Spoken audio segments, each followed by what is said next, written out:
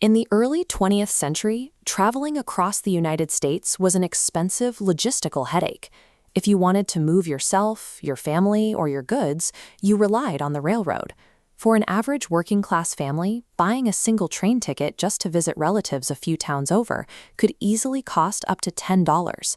That was nearly a week's wages for many Americans. In 1913, the United States Postal Service rolled out a nationwide infrastructure overhaul, the parcel post system. Before this, postmen only carried standard letters.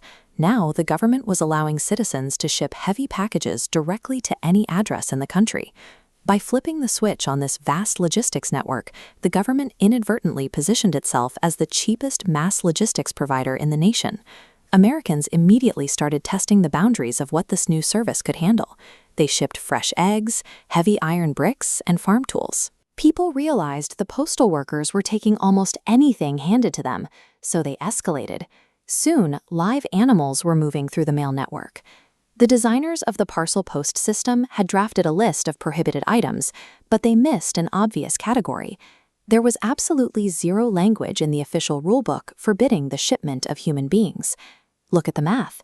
Instead of paying $10 for a train ticket, a parent could simply weigh their toddler and pay the cargo rate. Resourceful families bypassed the railroads entirely, turning a standard government mail service into a highly efficient budget travel network. The very first recorded test of this loophole happened in Ohio, involving an 8-month-old baby named James. His parents wrapped him up in his warmest winter clothes, stuck 15 cents worth of postage directly onto his jacket, and bought a $5 insurance policy for the trip. They didn't pack him into a cardboard box. The local mail carrier picked up the bundled baby in one arm, grabbed his mail satchel, and started walking through the snow. After a 2-kilometer trek on foot, the postman successfully delivered James to the front door of his grandmother's house. In practice, James traveled as a highly supervised, heavily insured pedestrian rather than a standard package.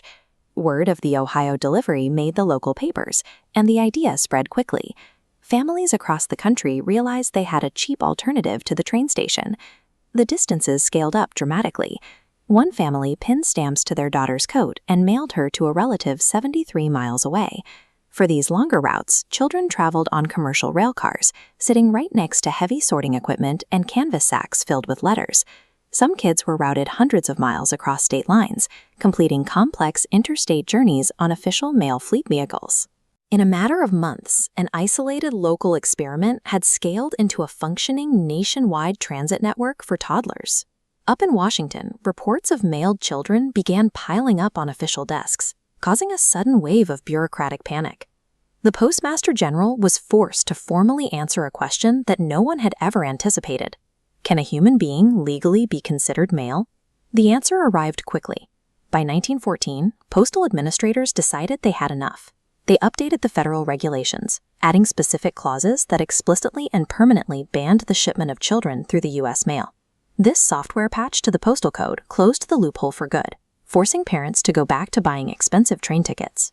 The success of these trips rested on the mail carriers who actually executed the deliveries. This bizarre historical footnote highlights the immense unconditional trust early 20th century communities placed in their mail carriers. When handed a baby with 15 cents worth of stamps, these men didn't treat the child as cargo. They stepped up and acted as dedicated chaperones, ensuring a safe trip. During this entire period of unregulated human transport, the system operated flawlessly. Despite the absurdity of the loophole and the long distances involved, the United States Postal Service never lost a single mailed child.